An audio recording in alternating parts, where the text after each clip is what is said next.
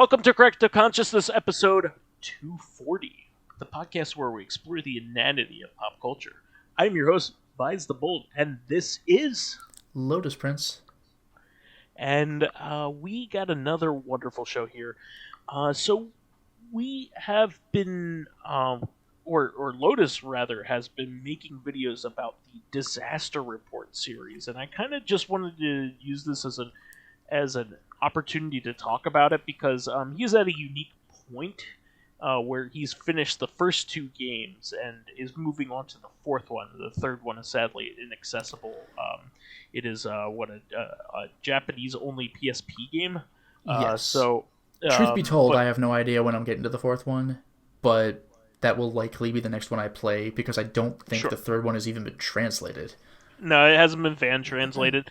You might be able to find a summary video online or something like that. That's the thing, because one thing about those games, though, is that odds are, if it follows up the style of the second game, I probably would want to play an actual translation of the game, though, because despite what they look like, they're not just about avoiding some disaster. That's the premise.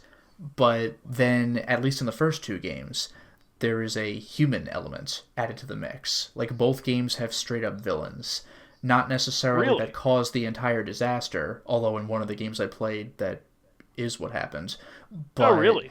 Yeah, there's an antagonist, so you can have, a climactic final act, because normally you would just get on a helicopter or something and fuck off, but in, there's an encounter, though, at least in the first two games. I can't speak for the second two. So, I guess, let us know what the premise is, and then kind of expound upon that. Right. So, in the first game, you're on an island. It's a made-up place, Capital Island, and a horrible earthquake has hit. So, not only are earthquakes terrifying anyway, but slowly but surely over the course of the game, not that it's timed, it's based on plot, but the island itself is sinking, so you can only run to safety for so long. Eventually there will be no land left. So your ultimate goal is to fly away or sail away. In this case, fly away. That's just how the game goes. Yeah. Although, there are options, but there are a couple of moments where you see an escape, but either you miss it or something bad happens to the person with the escape method or something like that. But you start off on this island, and the disaster hits immediately. You are knocked out, and when you wake up, it's not post-disaster, because there are still aftershocks going on throughout the game. But now you gotta deal with, it's not oh no, the streets are breaking up. They're broken up. You gotta deal with this shit now. So you start on a highway. Whatever human chaos happened, you missed it. Cars are just left on the road, stuff like that. Roads broken in some places. You're walking on the highway on those walkways that you never see anybody on, but you're on there. You go into a restaurant, but it's slanted, so you're sliding down the restaurant. It's crazy. Are supplies a factor, or is this primarily an action series? There are supplies, you can pick up health items. You have a backpack, and you could find bigger bags as the game progresses. But I'm wondering whether it's management in terms of I gotta make sure I have enough water on hand or whatever. Oh, that's the primary thing, actually. Oh, okay. You have a health meter and you have a water meter, and in fact, your save points are spigots or faucets or something like that. There's sources of water. There's one save point I found in the game that was a little too close to the ocean. It was salt water, so it's you could drink it, but you shouldn't. And save the gimmick with save points is that you can refill yourself, but if you have found empty bottles, you can fill them with water as well, so you can drink without having to be at a save point. And there are differing sizes of bottles as well, and your backpack has units of space in it. So a small water bottle takes up one, a medium water bottle takes up two because of height, stuff like that. And you might need to get a crowbar to pry open some contextually sensitive, appropriate thing, stuff like that. And you encounter other people in the game that you need to help, or they help you, and you'll find more information about who they are as the game progresses, and then you eventually find out that there is an antagonist, and you'll have to deal with that person before leaving. Not that you were even necessarily gonna do that anyway. Like, I think you needed to get evidence to incriminate them, but like you weren't gonna, I don't know, fight them or whatever. But Sure. it works its way into an encounter that's like you can't fight in this game. So the ultimate encounter is dealt with in a cutscene. But there's a section of the game where you're dodging a fucking sniper from a helicopter. Like, who would have Wow. guessed? Like how did, like, it's a different game now. What happened? That's this is all in the first game. Yeah, this is the Wow. first game. I haven't even touched the rest of it. This is Disaster Report. This is the first game. It's Wow. crazy. Wow. So, and by the way, the first game, as far as actually dealing with the disaster, it took itself very seriously. Like, the instruction manual has a thing at the end that's like real information. Like, in case of an earthquake, know where emergency exits are. Be sure to talk to people about how to, where you might keep extra supplies. And like, it's this And educational thing. I might add that like this is a thing that's ingrained in people from Tokyo because like and in Japan in general because they basically live on a fault line. So Yeah, they're on um, an island that's this is a prone to stuff like this and tsunamis and yeah, stuff. this is a reality. They're always kind of fearing the next earthquake, that kind of thing, and that happens in California as well. Yeah, You San know, Andreas famously. But like, and speaking of which, this is a game where, like I said, there are aftershocks throughout the game, and when they happen, you need to press a button where you like crouch down and brace yourself, because if you don't, you might get knocked on your ass and lose a minor amount of health. Like, that's just like a thing you'll be doing throughout the entire game. And also, speaking of a big climactic conclusion outside of the human element, but because this is earthquake land and you're on an island, like the big final, oh no, now what do I do situation is a tsunami. And the thing with tsunamis is they don't just hit. Like, you can see them building up from a mile away. The problem is, you can't by get the away. time you see it, it's too late. So you Yeah. see it slowly coming closer, getting bigger, and you're like, oh fuck. Like, so That that's that your sounds big like one of dramatic the finish. worst ways to go ever. Like I can't think of like it's just, like so powerless, like with something that big coming Yeah, towards you. the actual death I would imagine would be quick, but yeah, boy, you see that coming for a while, and you're like, there's nowhere to go. Like, I Yeah, don't know, man. And like there's no way you you're could get you're away. running up a building as the water level is rising and rising, and that was not normally a thing you had to worry about in this game. It was just earthquakes. And by the way, this is a late-ish, like a pretty late game. I want to say it was like 2005, 2006, like on the PS2. So some of the effects of seeing like entire buildings come crashing down, like it looked better than I thought a PS2 game would look. Like, not even like the graphics are so good, but like impact of that level. It's kind of like Shadow of the Colossus. Like, I didn't think the PS2 could support that game in any way, but I guess it can. You know, like, it's Wow. just like, this is Yeah. bigger than I thought, huh? Pretty cool. Hmm. So there's a lot going on in that game. Then there's, I think the game is called Disaster Report 2 or something like that, but in the West, for some reason, it's called Raw Danger. Isn't it So even released by the same company? Like yeah, the like, first. it's a fucking sequel. Like, it is a sequel. Well, I mean, even in the U.S., it's published by what is it? Yeah, Age Tech Agitech. or Yeah, Agitech. Yeah. yeah. And Both of them are. I think they might have both been IREM as well. Yeah. At least the Well, first yeah. one was. I rem famously because on the way to making the Yeah, fourth the fourth game. Yeah, yeah. IREM went out of business. So Yep. But in the second game, um, I think there were times where you braced yourself, but the second game, the main thing is a flood. So there are some mechanical changes, or I should say game mechanics changes. So you still have to worry about your inventory, and you can get more bags, but it's not about space, it's about weight. So they're like, forget it. We don't need a 3D model for your inventory. You have this many boxes you're allowed to fill. Figure it out. A pair of pliers is worth one box. this heavy thing is worth 3 or 4 boxes. You only have X number of boxes, deal with it. And also, you no longer have a thirst meter. Water, water everywhere. You're in New York, I believe. But you have a body temperature meter. So your save points. And by the way, you no longer have a health and a body temperature meter. They consolidated it. It's all the same.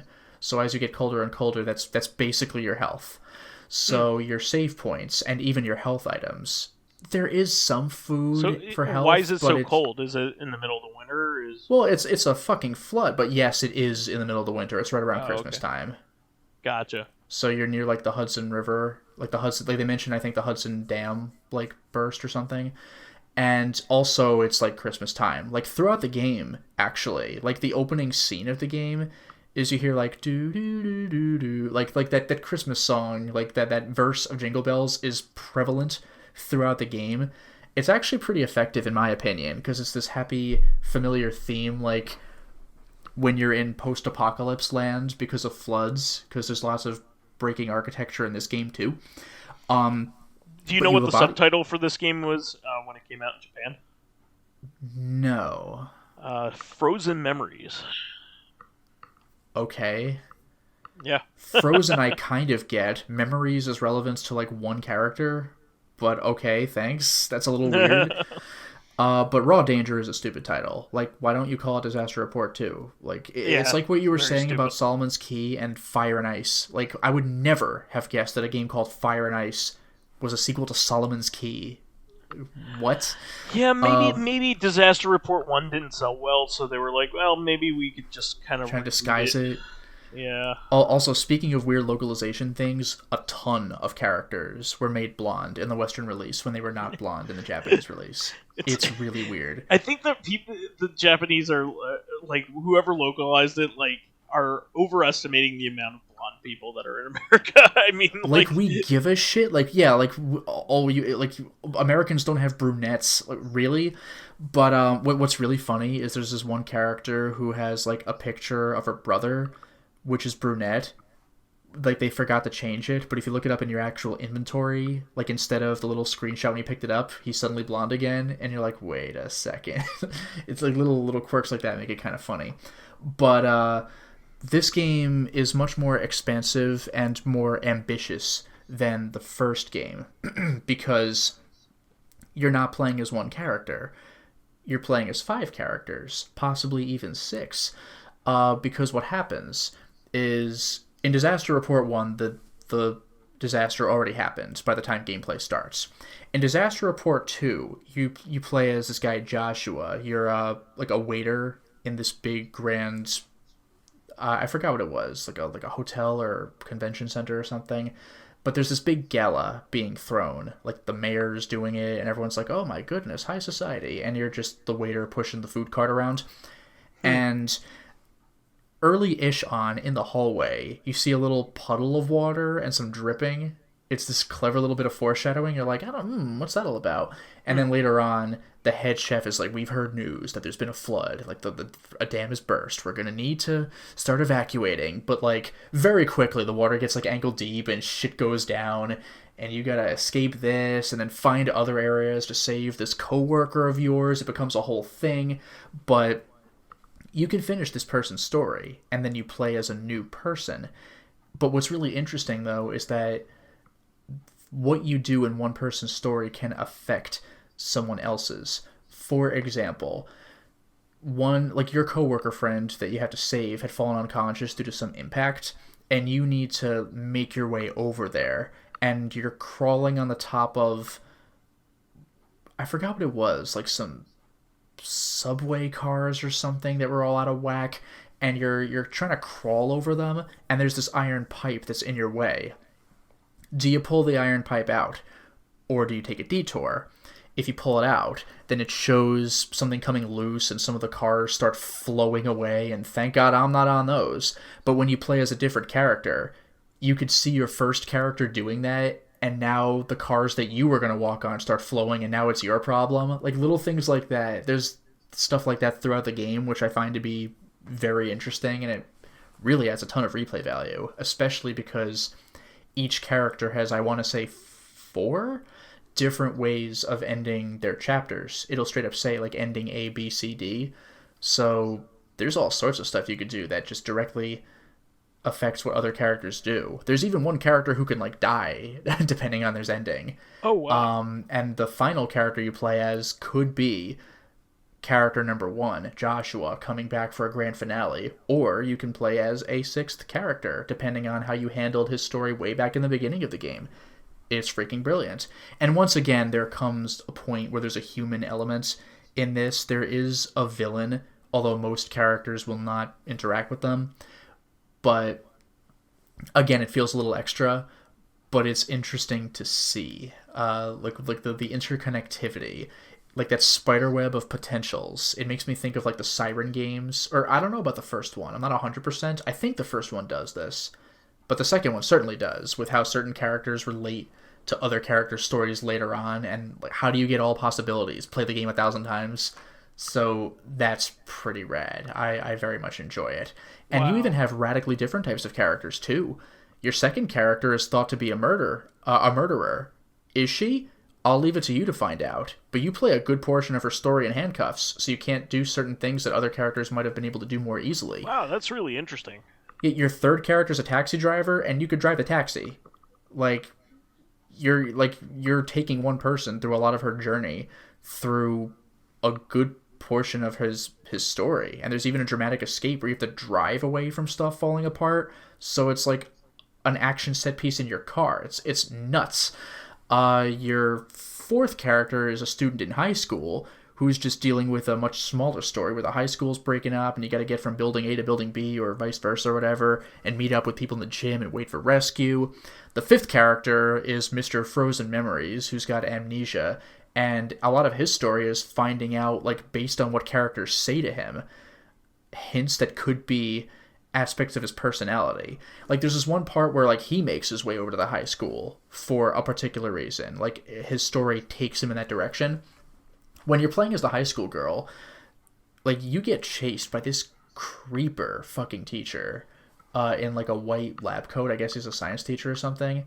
He is a creeper. And once you escape that guy, you see the new character that you play as, who is also wearing a white lab coat, and one of the things you could say to him is like, oh, the escape is that way, or just ignore him, or call him like a pervert or whatever.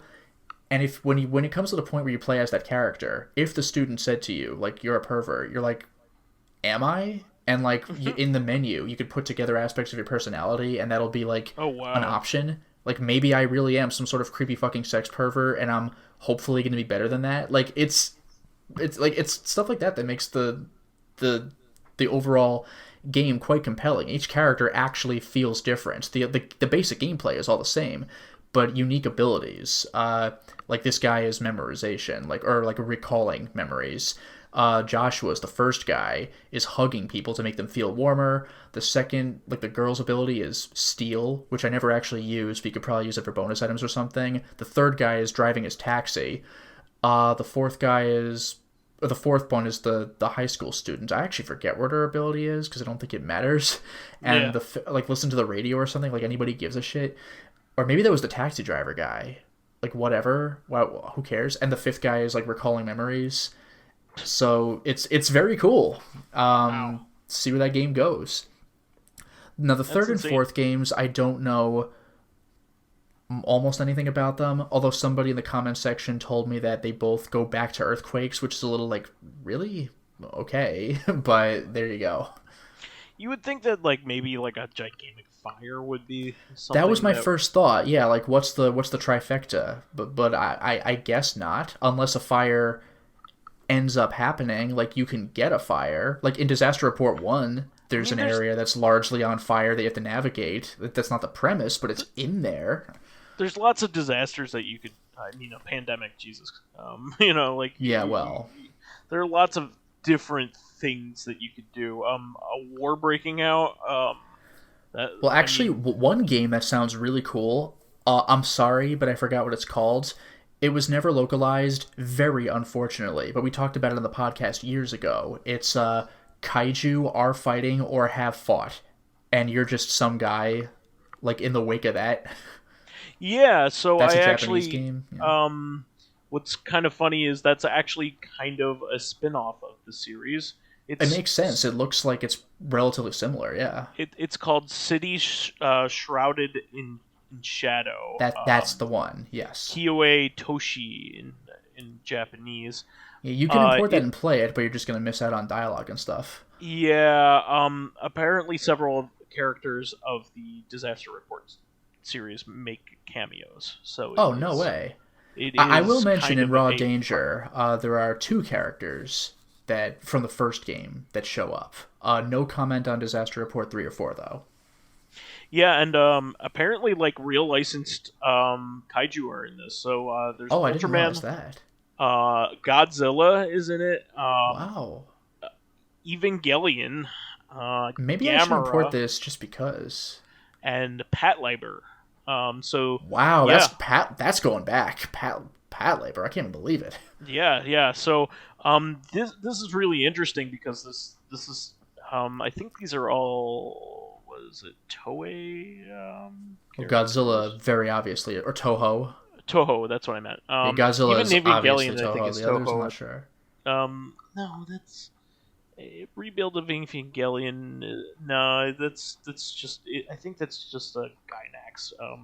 Okay. Back in the beginning, but Evangelion, yeah, though, that's like the worst disaster to be a part of. Fuck it, I'll take Godzilla. Evangelion's like the scariest thing ever.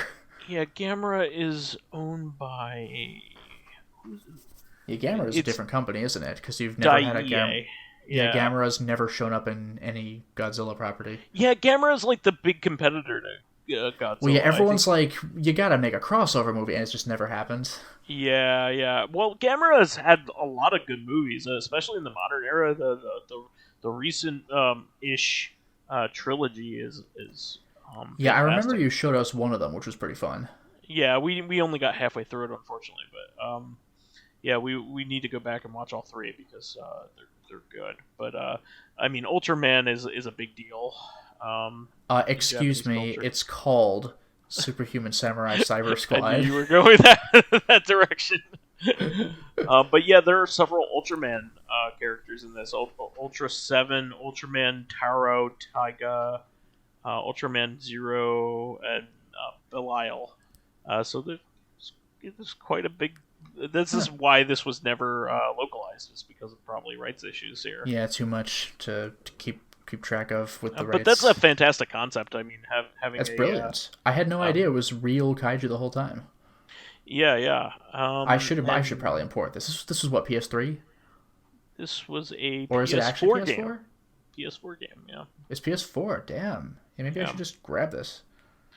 Yeah, and of course, Disaster Report 4 Plus Summer Memories just came out pretty recently at the end of last year. It is a miracle that this game came out. Yeah, Actually, this it was game killed Irem basically. Well, not the game, but like the circumstances that were completely coincidental behind it.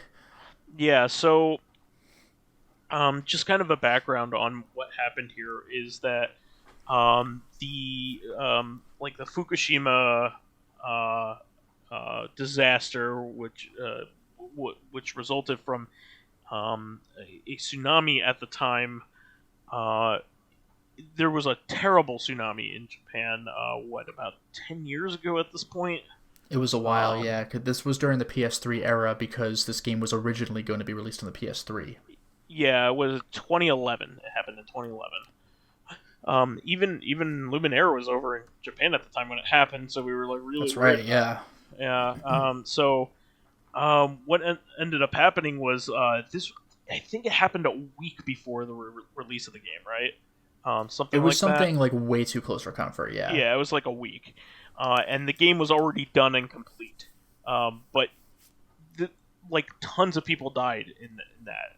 Yeah, In it would that be very poor tsunami taste to incident. release a game 10 minutes later that's about the thing that just happened. Yeah, exactly. And so this was also like the grandest scale game that like Irem had ever worked on, because Irem historically made like arcadey kind of games. You know, they're most famous for being the publisher of R-Type, essentially. Other small stuff like that. shmups and things like that. They're famous for Sub Rebellion, like other sleeper hit kind of stuff. But this was going to be a big deal for them, and it completely bankrupted them to not release this. So the whole company folded, and obviously, we had a completed game somewhere.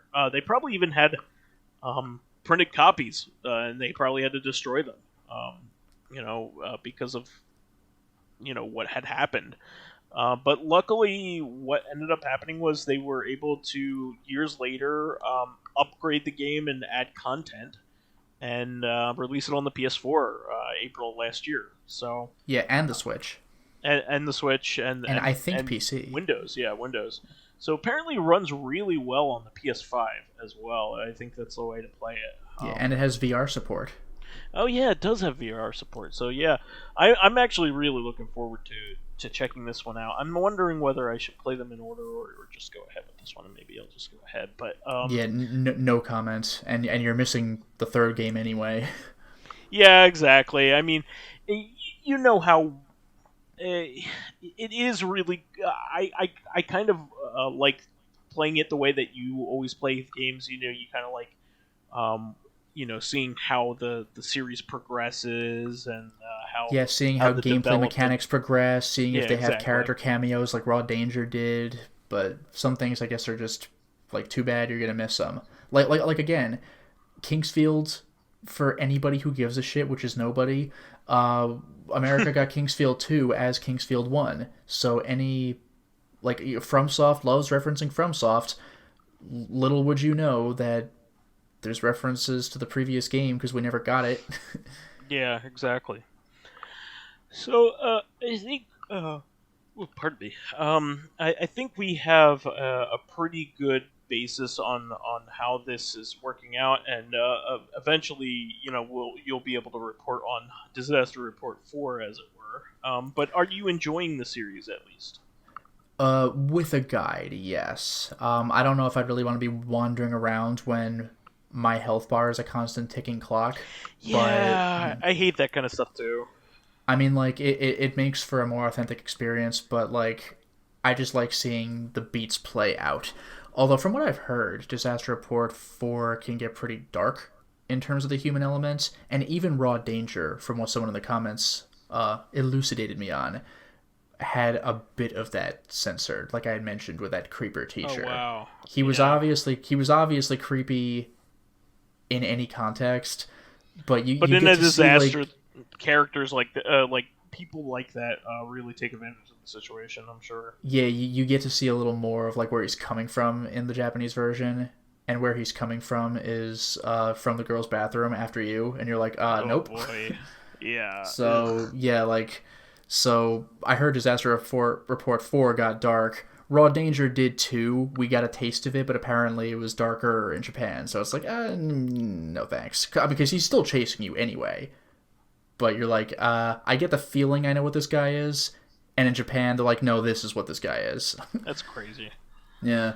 Didn't take this guy long to wig out. Wow. Yeah, he was just waiting for an opportunity to be enabled. And appropriately enough, his name is Mr. Savage.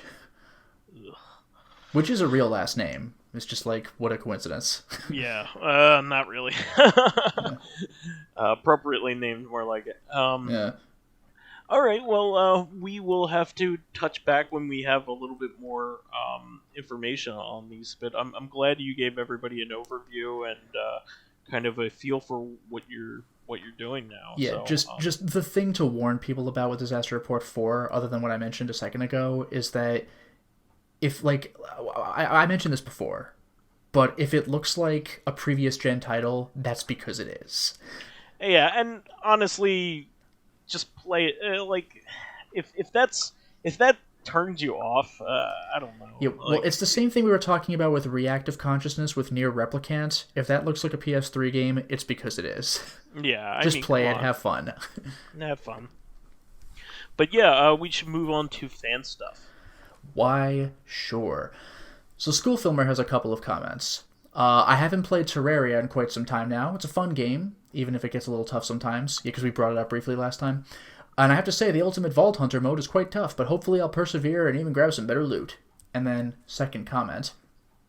Super Mario Galaxy sold me on the Wii, yet to this Oh yeah. day, that is like the closest to HD I've ever seen SD footage get. That game is freaking like that and It's a Galaxy 2 beautiful are game. just beautiful. I can't believe that's on the Wii and not the Wii U. That game is gorgeous. Shadow of the Colossus is another one that's like, But that doesn't look jeez. HD. Like that Okay. game is a marvel, but Galaxy 1, you're like, is that like early HD? Like no, this is the best looking 480p has ever been. Wow. Like yeah, I mean, have you seen Galaxy 1? That game looks like insane. It's I so played it. shiny. Yeah. Sure. Yeah, like that it looks almost next gen. Or Yeah. No, like I at the agree. time. Sure. So anyway, it says prior to getting the first Wii, I had won a contest where, if I remember this right, made a logo for something and literally finished it in 5 minutes by messing about with the lens flare effect and the explanation of what it's supposed to represent in a little longer than that. And I got first prize and even in a large It's article in a amazing. local newspaper. That's That's really amazing. cool. And my Yeah. mother got me a Wii and two games, Super Mario Galaxy and Super Paper Mario. Very good choices, by the way. That was almost 13 years ago. And to answer like our question from last week, as for what I can't do while stressed, I don't know where to begin. I am of the nervous kind, especially if something that usually works fine suddenly has a problem.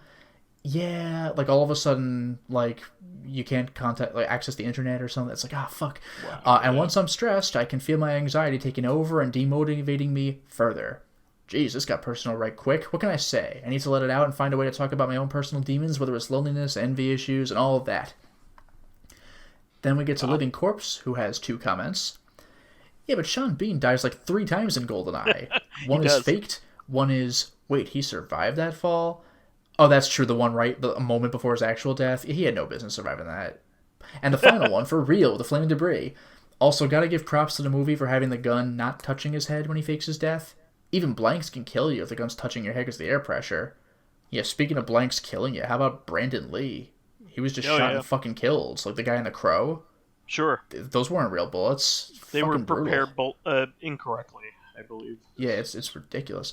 And then the other comment, Metroid Prime got me to get my parents to get me a GameCube. Yeah, again, good choice. Like that is Hell yeah. like a standout game of the system. Of a system that had a lot of standout games. Fakafon says, most of the bad, like this is quoting you, Vice, most of the bad news is news I don't care about, is my new favorite sentence uttered in this whole series of podcasts. I'm glad I Well, could. I'm glad I could yeah. help you. And then Sabrina Hengel says, I don't have a series I currently want to get into, but two I recently managed to get into after wanting to for the longest times. Well, Vice, you're going to like this. Legend of Heroes and Ease series. Oh hell yeah, Falcon. On man. one hand, that's good since they're right up my alley. On the other, I enjoy them enough now that I've fallen down the rabbit hole. I've wanted to check out all of Yeah, them. there's like a and both of billion. them are fucking endless rabbit holes, and they're both long too. So considering the Yeah, number I of mean, games at least I have the in my Ease games are backlog- easy to get through. Yeah, They're not typically so- too long. Yeah, so one at a time, right? Now, our question of the week is from Baka Sensei. What do you think game titles of, it says releases, but I think it means like re-releases or something, should add? Because we have Doom, parenthesis 2016. We have Resident Evil, the remake, which is just called Resident Evil. And 2 and 3, actually. They're just called Resident Evil 2, Resident Evil 3. And then we got Final Fantasy 7. That one is explicitly called remake, but Yeah, that one's called remake. So these aren't the same, and I get it. Some new gamers might not know if the previous games were like this. For example, new FF7 Part 1 or Disc 1 or whatever. So yeah, like what do we think game titles of releases should add? Even though it's annoying to say, I kind of like just putting a date on it. Because Yeah. usually people come up with some... Like, the fans usually come up with some name for it anyway. Like, Doom is not called Doom 2016, but people call it that because one of the most famous games ever made is just called Doom. Or Yeah. there's other stuff like that. Like Resident Evil's remake, the original one, was called Remake with capital R and E. It doesn't work quite as well now because there's 2 and 3, but like little things like that, people find a way around it. So I'm reminded of like one of the worst situations to be in. Like the Halloween movie series. Oh, So one of my favorite bits in that was on Red Letter Media, where Jay's whole opening bit yeah, was that, where it's like Halloween, which is a sequel to Halloween 2, but not to Halloween 2. And it follows up Halloween 3, but not Halloween 3, because there's like 16 versions of every fucking movie in yeah. that So series. what the weird thing about the newest Halloween movie is it's just called Halloween, but it's not a reboot. It is a sequel to the original movie, which is also called Halloween, which like is Which means that this movie is infuriating. Halloween 2, not to be confused with Halloween 2. Yeah, it replaces Halloween 2 as the sequel. So it's pretty fucked up the way that naming structure went. I don't That know why series they is decided to do that. incredibly confusing. So my usual suggestion is it should just have a subtitle. Uh, I think Final Yeah. Fantasy VII Remake is fine because it tells you exactly what Yeah, it it's just called is. that. Well, and same thing Um, with movies, like, The Thing. We call the new one The Thing 2013 because The Thing is 1982. Well, now we call them both by their date, yeah, but just 1982. give it a subtitle or something like that. That's my preference. I think if Yeah, you it makes give it it a less subtitle, ambiguous. yeah, well, if you call it Thing, you could call it like the Prelude or something like that because it was Yeah, it was a a prequel. prequel. Yeah, technically. It was a So remake and a prequel. It was the same movie, except it happens to be a prequel. I really hate when Revelations is added or Resurrection Well, is there'd better be a added fucking revelation in that movie, right? or Chronicles. I mean, Yeah, that is the Unleashed or laziest. like what was that? Like Retribution or something. Yeah, like A lot of RE words. a lot of subtitles are really lazy, and right around when Alien Resurrection came out, they started to get really hack. And they Uh, still go that way. I mean, you have Tomb Raider Chronicles, like way that's when it was pretty weak. full into Hackney area. You know what I will Um, say though? The best title franchise like ever is the Die Hard series.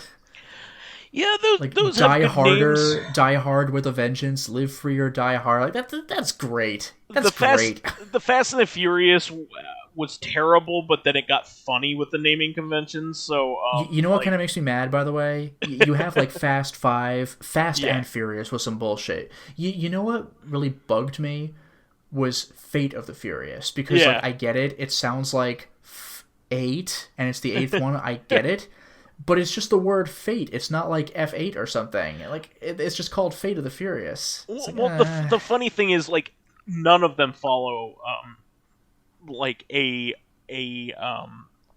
standardized naming, except for the yeah, third Too movie. Fast, Too Furious, All Tokyo of all Drift. of them are all of them are different than the last. So you have the Fast and the Furious is the original, right? Then you have Yeah. Too Fast, Too Furious. So like Yep. on a shelf, technically you're wrong if you put it there right next to it. And then there's the third one's the only one. The Fast and the Furious Tokyo Drift. Okay, that one makes sense, right? And then you have Fast and Furious is the fourth one. There's no Yeah, I don't four in like it. that. There's just less words than the original title. And then there's Fast Five. There's no Furious anything. Yep.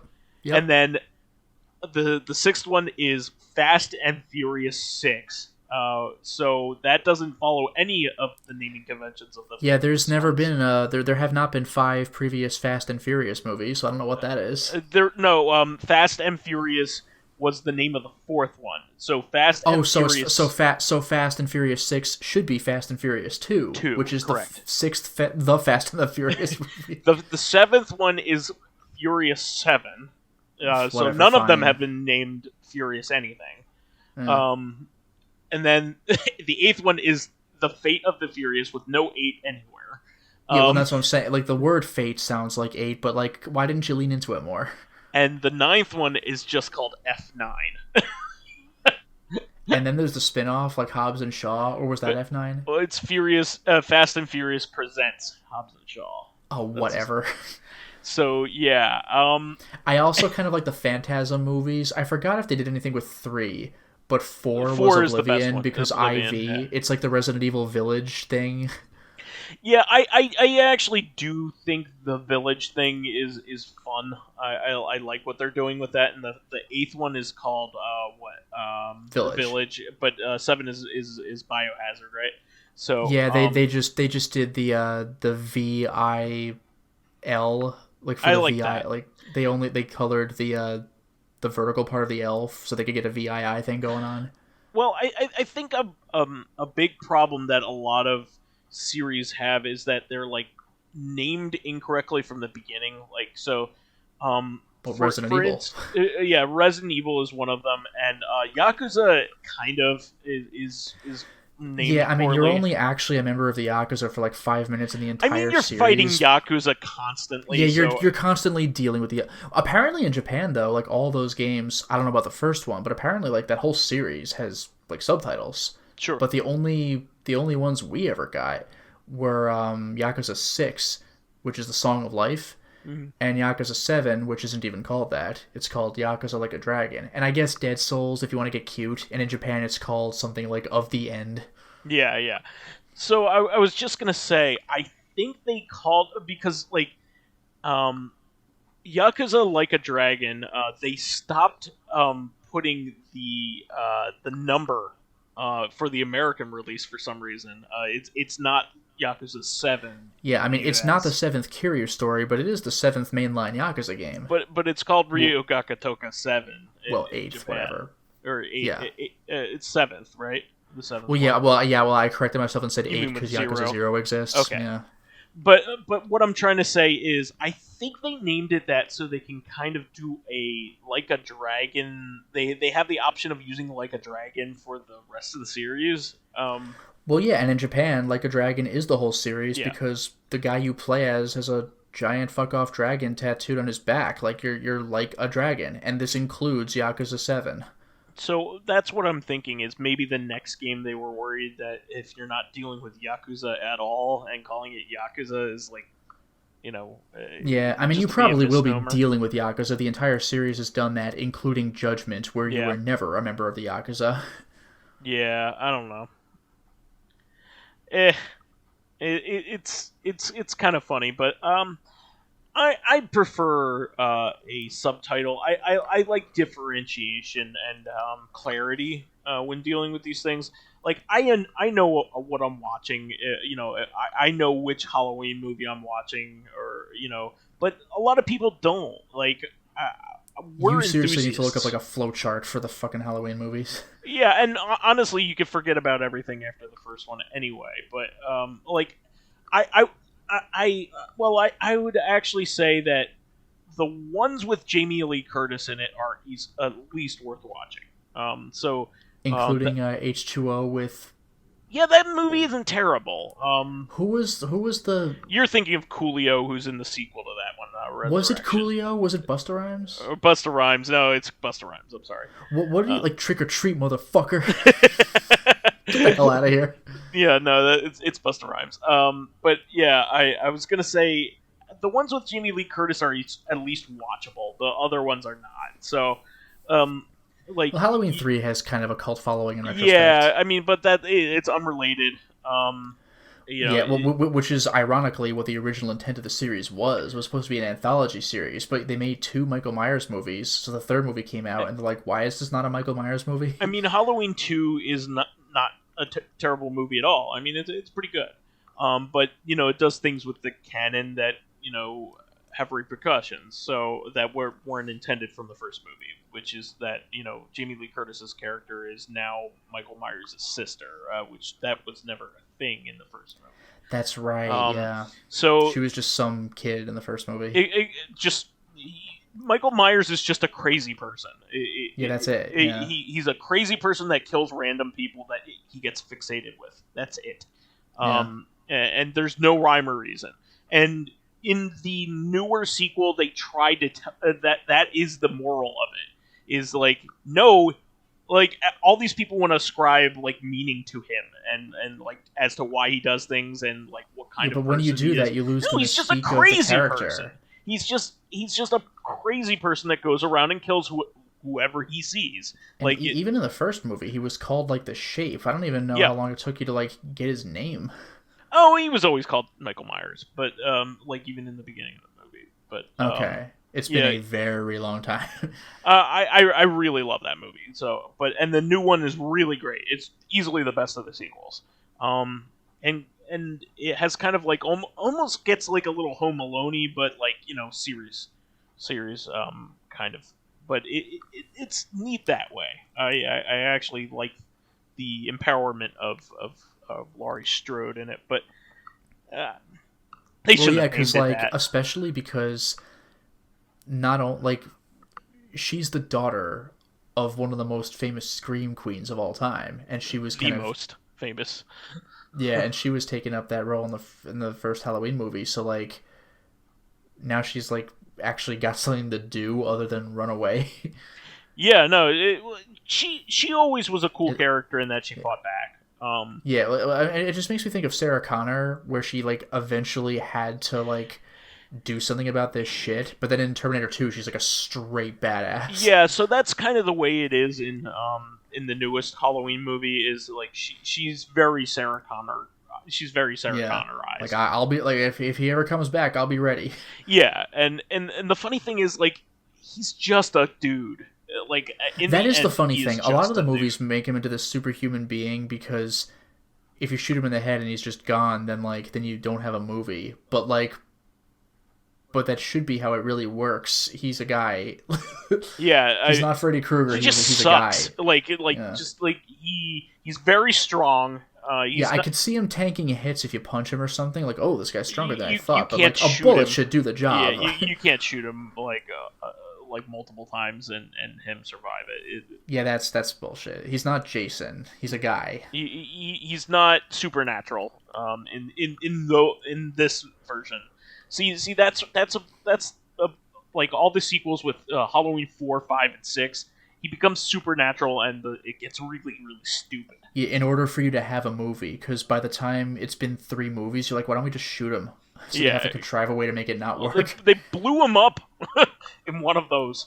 They That's blew him yeah, up, where Donald Pleasance just and like Donald Pleasance blows up a survives the bomb, explosion along with him. Like they and he both was the one who like survive it. had the bomb on him, They both survived the explosion that happened to them, like right then and there. Like which was specifically hilarious. arranged to kill both of them. Like it's not like oh I missed, like they were both right there. Yeah, that's one of the goofiest things. Like you, I can buy something like Chucky. You know, Chucky is a supernatural character. Like he can come back, but like this guy is he's just a dude. He's just a fucked up dude. Yeah, But yeah, you should watch the newest one. It's quite good. And it's directed by Danny McBride, and he did a really good job with it. And he's usually just known as a goofball, but yeah. I was gonna say he's like the shittiest character in a movie entirely comprised of shitty characters, and this is the end. yeah, That was I funny as hell. I recommend if you like Danny McBride's humor. This is not a funny movie. The newest Yeah, okay, Halloween yeah. doesn't even have him in it as an actor. But if you wanna see prime Danny McBride being a shit human being, you should watch his newest TV series, Righteous Gemstones. It is one of the funniest things I've ever seen in my life. Huh. It is you know, Eastbound and Down is where he's like famous, right? He's a piece of shit, like retired baseball player in that, right? And that was really funny. And then he made a series called Vice Principals, where he's a shitty vice principal, but basically the All same right. character, but with a different name. But in this one, he's the older brother of an evangelical Christian family. That they're pastors in a mega church, so like a Joel Osteen kind of situation. Yeah, so he's already got 1 point against them. And he is the biggest piece of shit. He is, and it is funny as hell because of it. He's just like, you want the antagonist to win.